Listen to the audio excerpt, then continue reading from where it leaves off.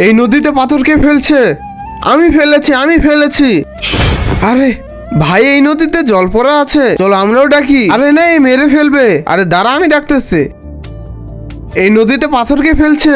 এ ফেলেছে। আরে শোনো, তুমি তো পড়া না, তুমি মানুষের ইচ্ছা পূরণ করো, মানুষকে মেরে ফেলতেছে কেন? আমি আগে মানুষের ইচ্ছাই পূরণ করতাম। একদিন এক বুড়ো আমাকে বলেছে, যে যে আমাকে ডাকবে আমি তাদেরকে মেরে ফেলবো। তো এটার কি কোনো উপায় নাই?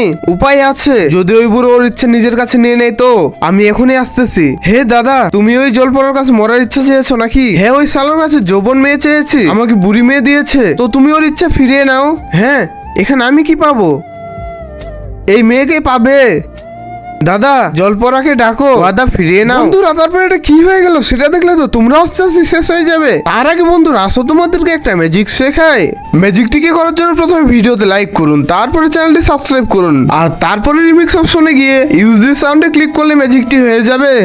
এই নদীতে পাথরকে ফেলেছে এই দাদা।